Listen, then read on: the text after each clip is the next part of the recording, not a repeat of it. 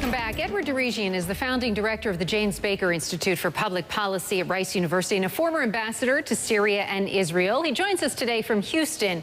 Ambassador, if you would, give us your prognosis if Gadhafi falls. Well, if indeed Gadhafi does fall, I think there are some immediate and then long-term challenges, first to the Libyan people and the National Transitional Council in Libya. I think challenges then to the United States and the international community on how to face the post-Gadhafi era. And then I also think there are implications of the fall of Gadhafi on the rest of the Arab world, and especially Syria. So on the first point, I think the immediate challenge for the National Transitional Council in Libya after Gadhafi goes is, one, to restore law and order, to establish a inclusive and just political process of transition in the country, which means getting a timeline for a constitution, for parliamentary elections, executive elections. That is very important. And then very critically, and I think in your last segment, you talked about Libyan oil and its important role is getting the Libyan economy going so it can produce jobs, especially for the young people.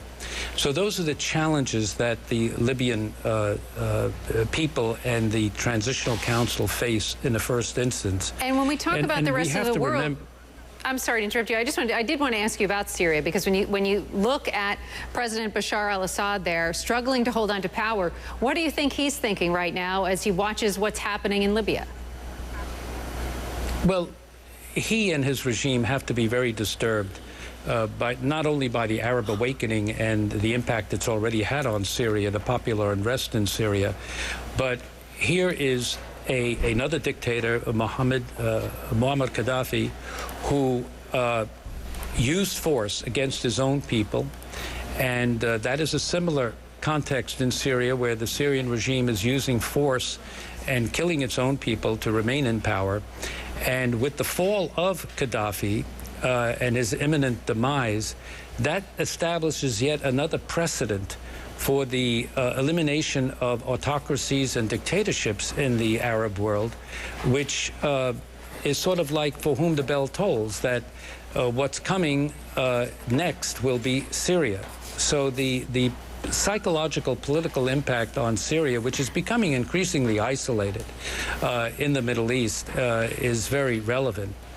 But I think in terms of the challenges to us, the United States and the international community, I would hope that the United States will take a leading role in helping to bring together an international coalition of forces, the Europeans, NATO, right, to help the Libyans in terms of humanitarian and stabilization issues. All right. Ambassador Edward Djerejian, appreciate your time and your insight. Thank you very much.